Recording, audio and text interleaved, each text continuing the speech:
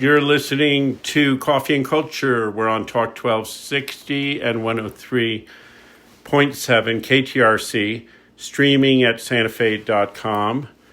And I'm your host every other week, Matthew Chase Daniel. And today I just did an hour and 15-minute drive up to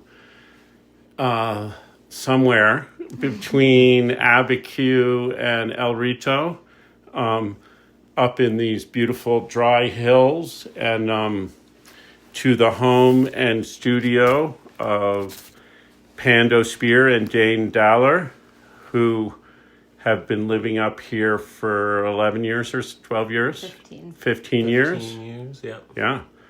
And it's a cold, beautiful, sunny winter day out there, and we're sitting in the kitchen, which is warm and heated by the sun, in this Earthship that they built. And so we're going to talk today about different things, but about Earthships and building and living off grid and weaving. And they both are enthusiastic and talented weavers who are able to spend a lot of time doing what they love, it seems, which is weaving and inventing designs and doing creative work on their house and their art, and have sort of put their lives together and made a lot of choices, it seems, to build their lives in a way that they're not paying a big mortgage, and they're not spending a lot of money eating in restaurants, and they're not paying electricity bills, and it gives us freedom to their lives and an ability to focus on what they find important, which is not a new story, but it's I see you guys sort of as a new generation of that, because that was something that was very active here, similar ways in the sort of hippie commune influx in the early 70s here. Mm-hmm. And a lot of those people are still around and still in these same hills. And other of those people have changed their lives or died or whatever. But it's just exciting to see younger people making those choices, and what you all have learned from that past generation and what your motivations are related to that or different from that. So welcome, both of you. Thank you. Thank We're you. glad to be here. Yeah. We can start by talking about the weaving. We were just in the studio, and they were showing me their looms and their current projects. You moved here from Chicago, but you weren't weaving there, is that correct? No, we moved here in 2010 and then got to a point in 2013 where we had enough time and money to take our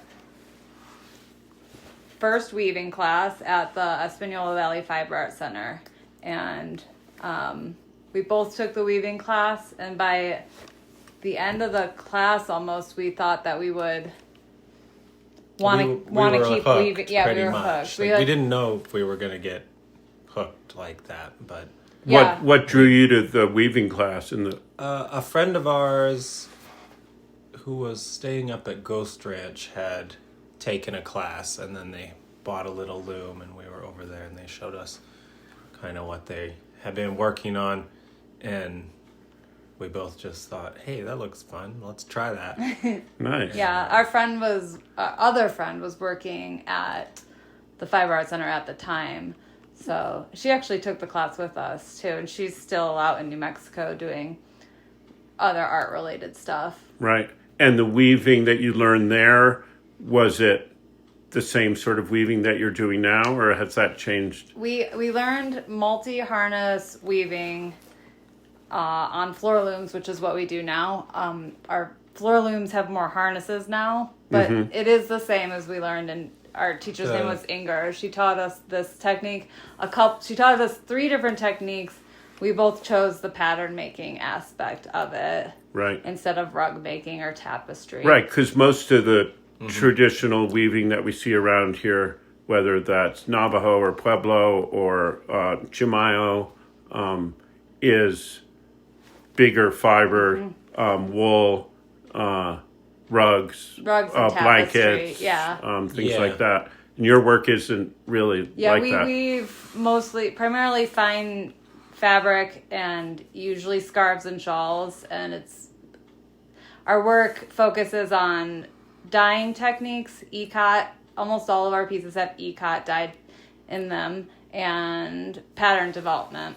Right. So ikat is where you basically do what's similar to a tie-dye of the yarn that you use as the Yep. warp. Yeah, The or warp, weft, but we do a lot of warp ikat. Right. So warp, Yeah. for those who don't know, and you all can correct me because I don't really know, but warp is the yarn that you put on the loom that runs vertically, basically through a piece, and then the weft is what you put in the shuttle that goes back and forth, that goes horizontally, that builds up a pattern on the structure of the warp. Yep, exactly.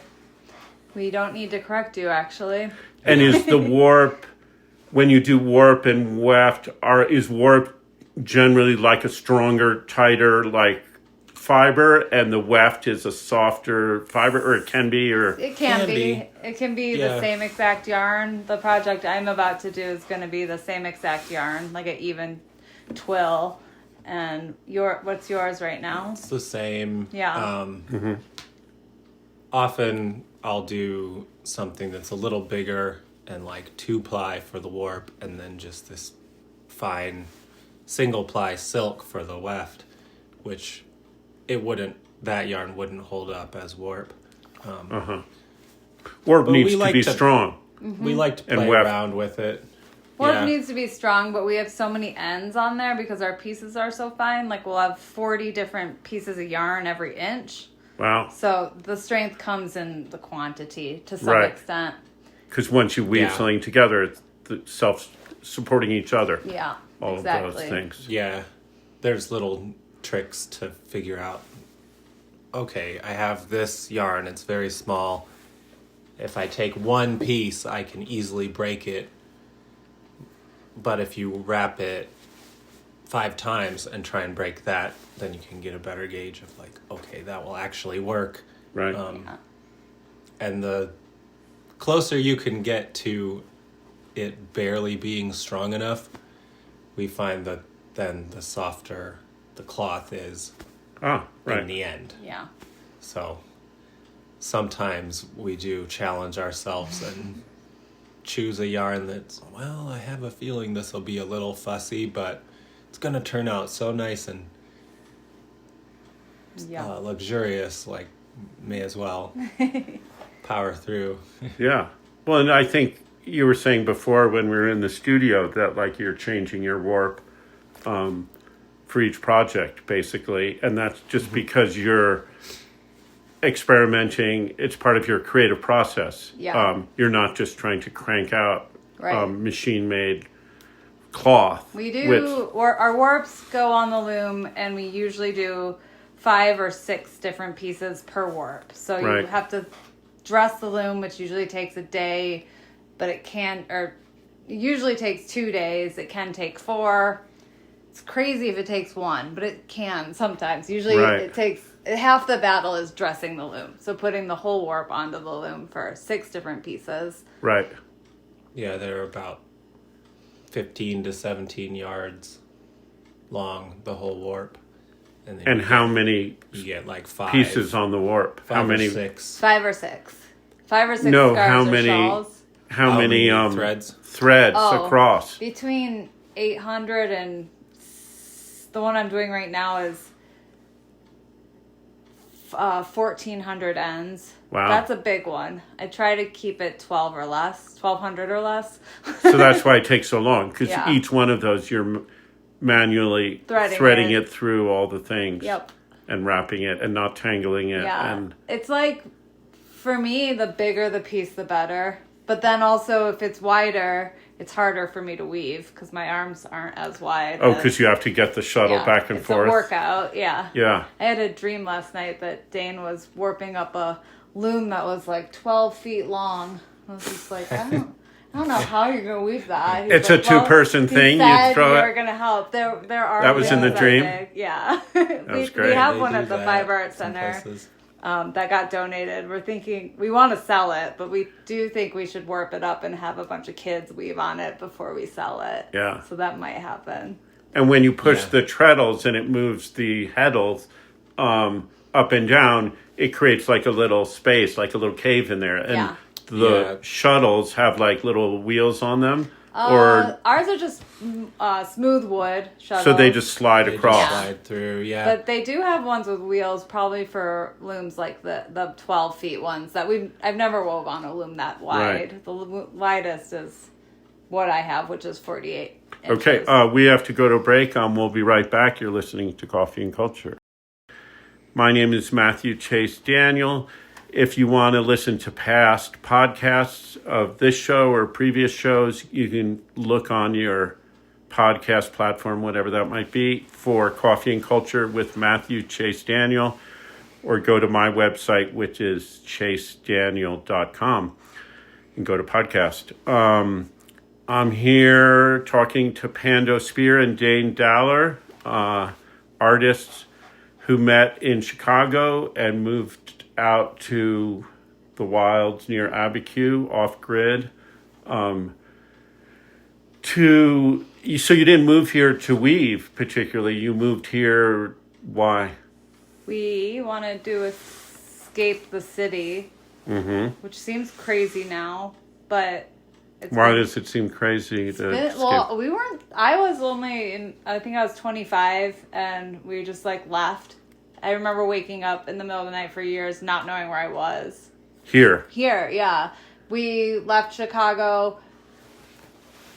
Found the land within 1 week of looking for it. It was the cheapest land we could find. That You were looking in New Mexico, or at first just we were looking in Missouri. That lasted a week. Then we got to New Mexico, and I think within 3 Yeah, days, kinda. 3 days we found this land. I looked at a map. We were staying at Dain's like fairy godmother's house, Julie, and she was in Kathmandu. She said the door's open. Stay at my house. Nice. So we're looking on the internet for land. We found a few pieces of land out here, and I pointed to Abiquiu on the map, and I said, "What? How do you say that?" And Dain said, "That's Abiquiu. That's where Julie used to live." And I was like, "Oh, cool." Julie's the Julie's the house we were staying in. she's- She wasn't there yet. I right. feel like she's sort of responsible for Us me being here. knowing about New Mexico and Right. There's a picture Yeah, on our fridge. come and visited. One of the million pictures on our fridge is on the top there, Dain, is a picture of Dain and his dad and sister in Abiquiu when he was, I think, 11 years old. Uh-huh. So he's been here before. He said Right. Abiquiu was cool. We came here. It seemed perfect, and we just did it. We jumped in, and then the real estate agent who sold us the land mentioned Earthships and was like, well, that's what you guys should build. And we didn't know what they were. So then we went to the internet, learned about Earthships. we saw that movie that Garbage came Warrior. out. Yeah. Yeah. We had a loose idea of like, let's try and maybe do something crazy like that, like buy land in the middle of the desert and Did you have whatever. building We didn't experience? No. No, not really. Like we just kind of went for it. Yeah, we and jumped in head all first worked and it all out. worked out. And I think that the stars aligned and New Mexico was right for us. It Yeah. happened. And you still get along. Yeah. Yeah, Usually. and like and when we were first starting out, we were a little just questioning, is this really going to work out? But it seemed like anything that could go right tended to go our way. Yeah, like it was we like, met this somebody in seems Espanola. kind of meant to be. This is just Somebody in It felt Espanola gave us natural. all the glass for our windows, and he Wow. still gives people glass. He runs the glass store, and Matt's glass in Espanola is amazing. He's Shout out to super- Matt's Glass. Yeah, if you need Yeah. your window repaired, go there. and then we'll probably get the broken one. That's wonderful. Yeah. But Yeah. everything like that worked out. And then like the Habitat Reuse store is such an amazing Resource, that we have. We wouldn't have been able to build this house without it. Like most of the stuff is repurposed in our house. Yeah. Yeah, I feel like even back then the Habitat store was even better than it is these days. Well, they used to have that great yard out back, which still They sort still of do. exists, but it used to be a little more of a treasure trove, I think. Nothing's as good feel like- because nothing's as good. Like the materials that are made now aren't made to last as long as they were when they were making them 10 years ago. Yeah, partly that. And I think maybe there's just more people. Yeah. So it's there's a little less stuff to go around than there was back then. And then there's the internet where people resell Oh, yeah, stuff. for sure. You know, Yeah, like yeah. thrift stores Which used to didn't be exist. great. Yeah, And now exactly. thrift stores aren't as good because the Yeah. thrift stores People are look online to professional see thrift what stores. that's Yeah. worth. Oh, yeah, and then that's they price true. it or they sell it Yeah. on But we also eBay or would go whatever. in there 3 or 4 times a week. yeah, we And were. now we don't go there that often, so right. just You were always seeing the chances are latest thing. we would always right, see the good before stuff someone right else away. got it. Yeah. Yeah. Yeah, that's where like all of the tiles in our house came from. All the wood for the cabinets. We took old flooring and made them into the cabinets. That on top of our fridge is a little. It's like a little fake roof that hides our solar power equipment, but the roof was it's the old Dandy Burger roof that they were getting a new roof and they threw away that roof. So we have the old Dandy Burger cedar pieces. roof in our house as decoration. Nice. So inside behind the fridge in that room back there is batteries Yeah, and all our inverters and all that. batteries and inverter, charge controller, and then all the water system too comes through that. Yeah. So, God, there's so much to talk about. Okay, so you're off grid. So you have solar panels, deep cycle batteries, inverter, charge controller. Yeah, which And so is your lighting 12 volt or it's all 110 AC volt through Yeah. the inverter? Yeah, at this point you can get 12 volt, but the compact fluorescents and now they have LED bulbs and they're so It's easier efficient. It's just like, we'll just do that. And Yeah. and then it also, since our house is kind of sprawling, when you run AC a distance, it doesn't You don't have a big deteriorate down voltage like drop, DC would, so that made it easier. and panels are cheaper now. Actually, last winter we doubled our solar array to 2,000 watts, which is like still low for some people, but we run our fridge off of it and we feel like we have unlimited power. Right. So we don't run out of. We've run the generator once since we got that double panel. Yeah, if it's cloudy for a week and we're getting ready for shows or something and we're ironing for 4 hours a day, we'll fire up the irons use generator. up a lot of power. Other than that, like, we can do whatever we want. We can listen to music, we can have lights on, use a laptop. It doesn't, even if it's cloudy, it feels very Still standard, sun. Yeah, like a regular yeah, it's house. nice how solar's gotten affordable. Yeah, I was Yeah, working our on church- some solar stuff in California when I was 17 or 18. Yeah, it was insane.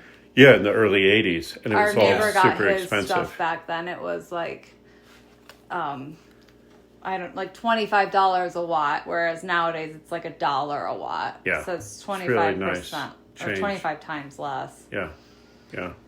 yeah.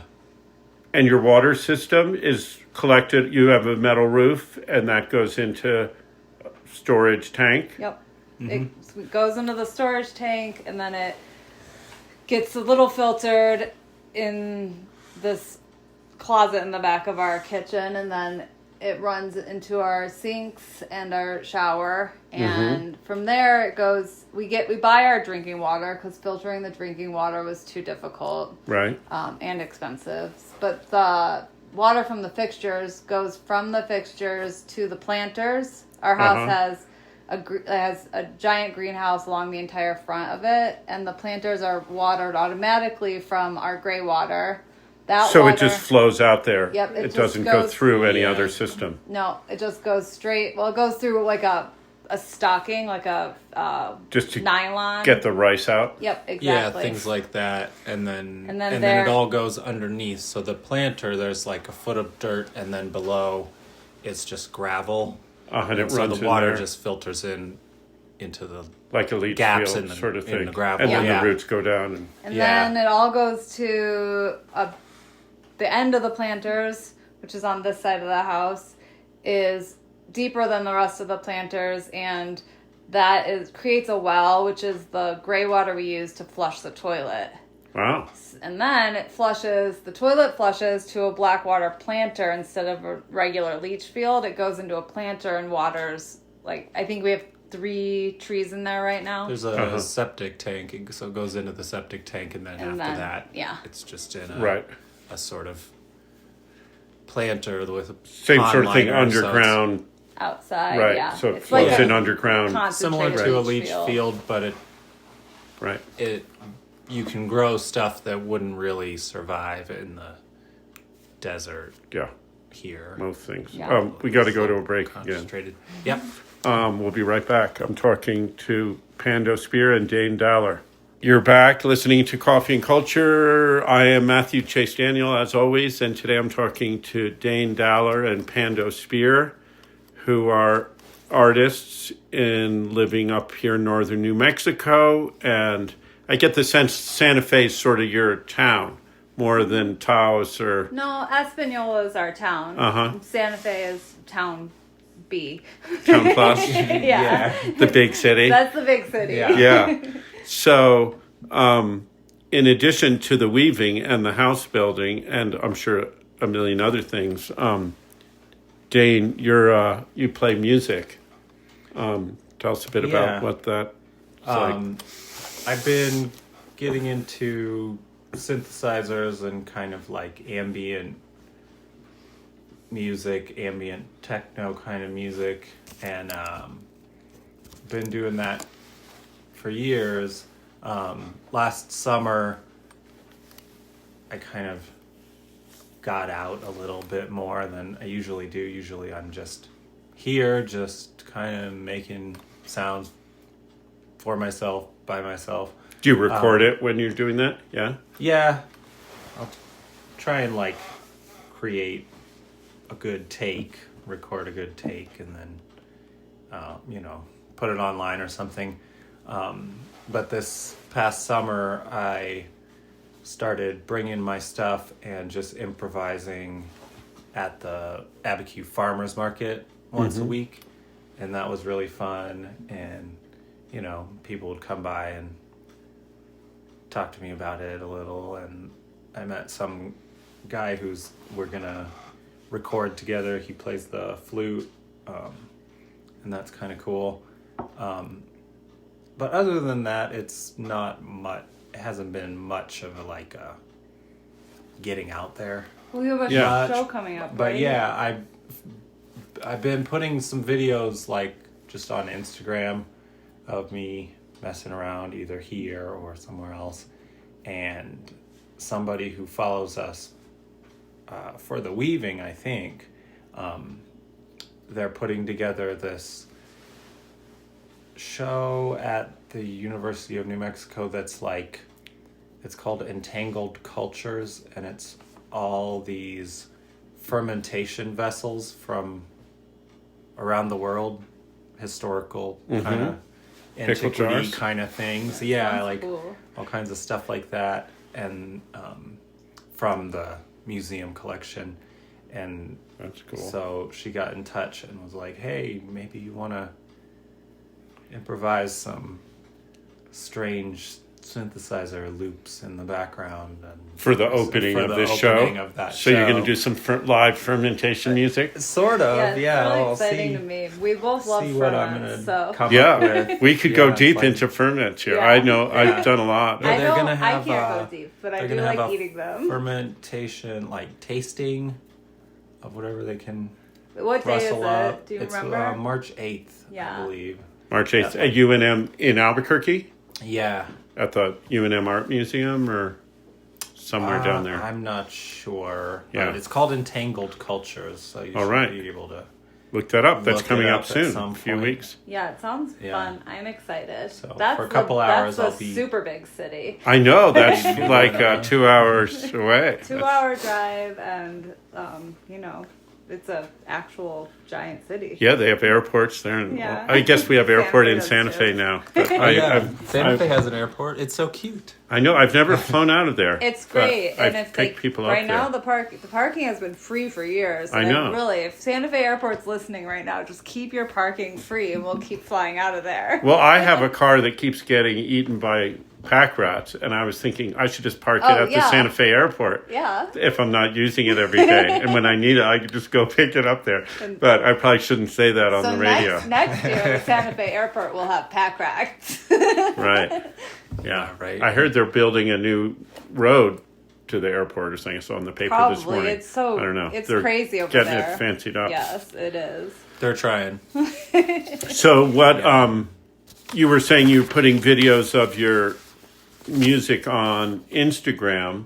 How can people listen to those or find that? What's the handle? So I have there's Warp Warp Zone. Zone with an extra E. That's for the weaving, and usually the music stuff gets reposted on there as well.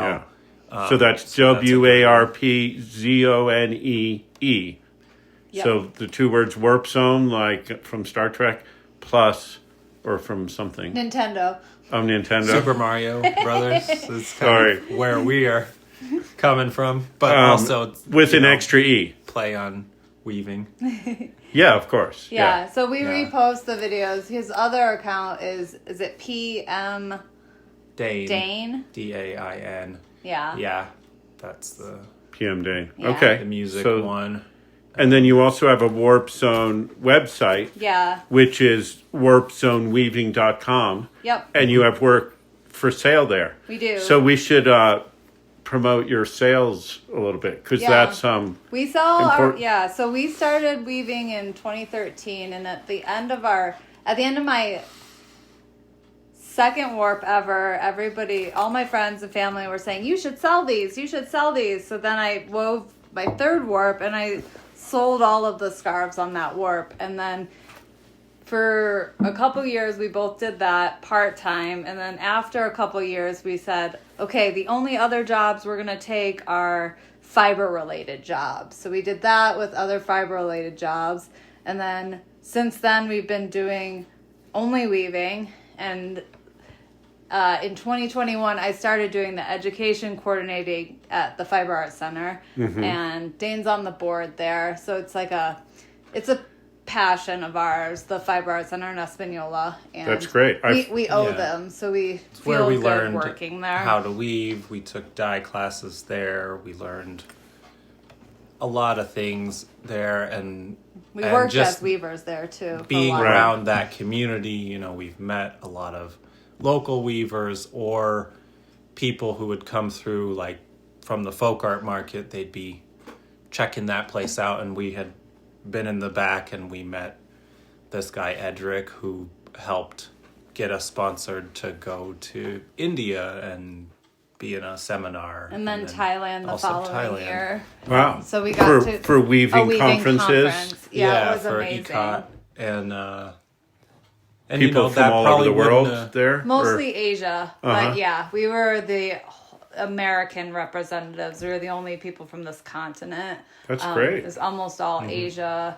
It was an amazing time. So now we have friends from all over the world who are weavers or Yeah. in the weaving world. yeah, none of which would have happened if the Fiber Arts Center hadn't been Yeah. Yeah. there, and we hadn't been hanging out there a lot and active in Yeah. that place. Yeah, I know them through. Well, there's a woman who used to run, who I don't think does anymore, who I can't remember her name, so that doesn't matter. But and Carol Cooper, who introduced me to you, I know has been connected there, and I know David Sloan did some he's silk doing screen. he's doing a silk screening class coming up soon. I think on the 16th, and then another one March. It's around the 8th. I think it's around the 8th. And they're really great classes. Yeah, he's. I worked with him when he was running the community silk screen program in Santa Fe. Awesome. Which closed down. Yeah, what is it? Warehouse 21. It was originally at Warehouse 21, and then we moved it to Youth Works on Cerrillos Road, and then we moved it to a Youth Works thing down off of Siler, but that all exploded, and not literally, but Yeah. So if you are interested in silk screening, after you take the class at the Fiber Arts Center, you can rent the whole silk screen area for really affordable price. So, that's great. Yeah, so we are hopefully replacing that missing element to the community. Yeah. Yeah, the Fiber Arts Center, we have a lot of different facilities that you can rent and use, like a dye area, and you can rent looms and That's great. Sewing You know, equipment, felting all kinds of machine. stuff. Yeah, we have so much equipment. It's And is the silk screening it's all water based there, right? Or no? I think I think so. so. I think that's I'm what not David a said. pro silk screener, but yeah, I think it's all water based. Yeah. There's plastisol, which is like Yeah, we don't have any. Yeah. We it's could. a little more toxic, but it's better. It's easier if you're doing multicolor stuff because it flash dries. And anyway, Oh, okay. we don't need to go into That's those good details. to know. we got the silk screen studio together recently, and as far as anybody who's like working at the center or on the board or something, we're all pretty beginner, Right. but We rent it David and have knows a fun lot being there more, though. And I he silk comes in and screened teaches us stuff. this past winter. I silk screened, or like early winter. I silk screened a warp, which was really on one of these weaving conference trips. We went to Japan before we went to Thailand, and we just kind of randomly ended up at a weaving museum. Wait, hold on. We got to go to a break. We'll be right back. So, Pando, you were talking about silk screening the warp for weaving and in going to Japan. Yeah, we had taken a trip to Japan and kind of randomly just ended up at a weaving museum. And they were silk screening a warp there. So they silk screened the warp before it went onto the loom. So how do you... So they put the warp onto the loom, wove it extremely loosely, just one pick of yarn, one piece of weft every 10 inches or so, and then pulled it all off the loom, silk screened it, on a table. put it back on the loom, and then unwove it, and then rewove it. Oh my goodness. And that's what you did? Yeah, and it was not as hard as it sounds, and really fun, and I'm planning my next warp to do that again. And what do you screen it with? What kind of ink or dye or... I don't know what they were using. We we went to the museum randomly, which means we didn't get an English tour, so we just had to walk around and try to figure out what was going on. Silk. Oh, yeah. And so we assumed it was acid dye that was thickened, and then they would roll the whole thing up and steam it, and then put it on the loom. We used The steam Procyon. fixes the dye. Yeah, We acid made dye the you have ink. to heat to get it in there. But you did cotton, and so we used fiber reactive dye, which you don't have to heat. And we made like a paste and then used some thickener Yeah. so that it was So it go relatively through thick. So that the it could- screen at the right rate. It's a really Yeah. good, it's actually, in a way, it's not as easy as using store-bought screen print ink, but it's nicer because it penetrates instead of sits on top of the fabric. So it's like in the shirt instead of it's on a dye top of. rather than ink Yeah. on the top. Yeah. Exactly. The main thing is it tends to dry in the screen a lot faster. Yeah. So you got to work fast and you got to wipe out the screen a lot more. Yeah, that's a hassle. That's the other same than thing that, it's between cool. why people like to use the plastisol for screening because it doesn't dry. Yeah. You can leave it for a month and it doesn't that's dry. crazy. It only dries with ultraviolet light or heat or something. And so Yeah. when you have like one of those screen printing things that look like a big spider with like 6 arms. We have a four color press at the center. So you screen one color, and then you bring a little flash dryer, which is a little arm that goes over Which that. we have at the center and also, that Well, ours sets is it, just and a then you do the heater. next. Or ours is a heater. Yeah, so if you heat a water base, it'll do that as well. Yeah, And you it can go to the works. next color. Yeah. As long as the first one. It helps to have different people. For sure. A few Dain people working on it. and I, when we do the screen printed warps, or we've screen printed some scarves as well, we are a team. We don't work together that often, but with all the silk screening, we are doing it as a team. Yeah. Full warp zone effort. Jerry Wellman and I, he's the guy I run Axel Contemporary with. For years, we made our own T-shirts that we would sell or give away. And we worked together screening those. It's just one color, but on 2 sides, but simple and great fun and engaging and sort of magical in its weird way. It's so fast and easy when you get the hang of it. Especially if you're a weaver, it feels really fast. Oh yeah, for sure. If you're a weaver. We choose slow, tedious things like weaving and building an Earthship. Yeah, that's something that just inspiring in a certain way in this day and age where so many people of all ages, but young people having just grown up with this world of phones and internet and computers and instant gratification and attention deficit disorder. And so to have the work you're all doing, whether it's building the house or doing the weaving, which is like, no, you can't just come up with an idea and get it done in an hour. It's days and weeks and years. It takes a while. And we kind of like that. But on the other side, last year we took a bunch of old clothes from thrift stores and stuff, and we were piecing them together and altering them and re-dyeing parts and things like that to make these kind of upcycled garments. And it was kind of a nice relief after all the weaving stuff. It's like, well, I can grab a couple of shirts, I can have an idea, I can sew it together, and I'll be done in an hour and a half. Nice. Yeah. We have, which is it's a good balance. It was a nice, it was a good way to break up the days. Yeah. And did you sell that at the Santa Fe Recycle show? Exactly. Yeah. It was the first time we ever did that show, and it's a big one, and it's fun, and we're going to be there again next year. With more of that same kind of work? Yeah, the weaving doesn't qualify because it's not recycled really. But yeah, we had always thought about doing that show but we didn't have anything to bring, and then this year we came up with that and decided to go for it, and it was nice. Yeah, it was a fun show. Yeah, so I saw if people are interested in seeing more of your work or purchasing your work, they can go to warpzoneweaving.com, and what you have available is listed there.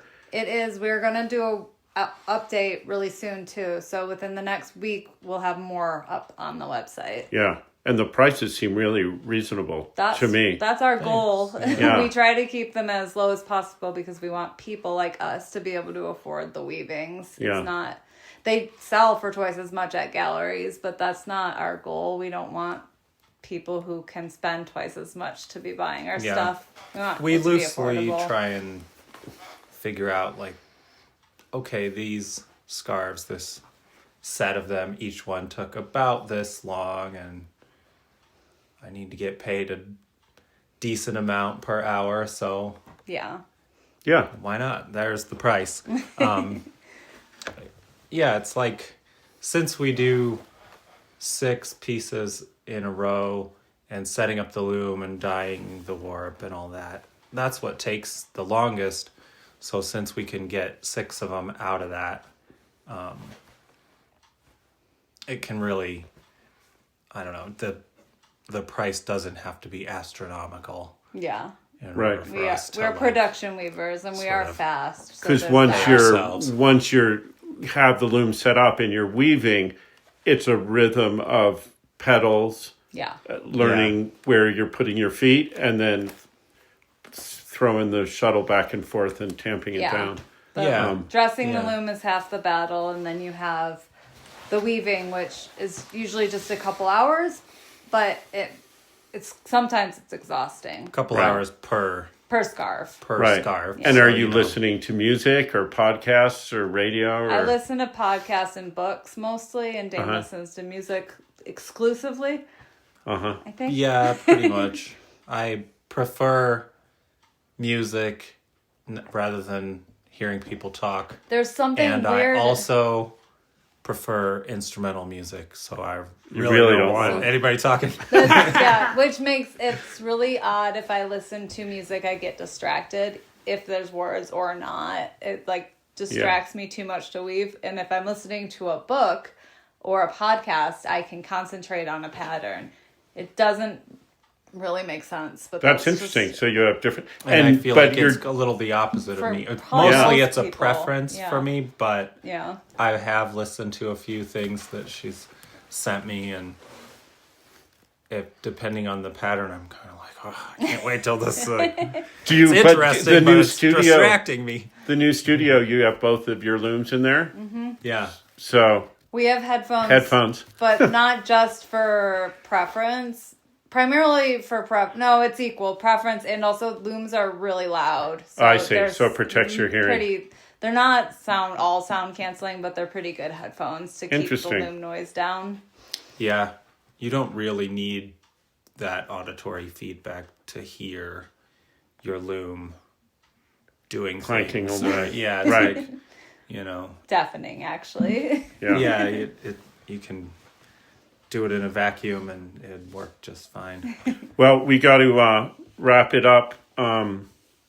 Again, go to warpzoneweaving.com and learn about the Warp Zone, Pando Speer and Dain Daller. And you also do like Abiquiu Studio Tour, El Rito Studio Tour, all of that's Fall upcoming. Fiber Fiesta in November. That's the Fiber Art Center show. It's our favorite one. Yeah, at Abiquiu the Studio Scottish Tour Rite is really Temple. fun. It's a big one in Yeah. Santa Fe. And that's all will be listed on your website as those dates get closer. Yeah. We're now in the winter where everyone's hibernating and doing their stuff. And then in the Yep. summer and fall, Yeah, everyone comes Exactly. out of the woodwork. yeah. The fall. Yeah, and is the follow big- us on big time Instagram. of That's year where for us. everything gets listed first on Instagram. So Yeah. Warp Zone with 2 E's. So Warp Zoney.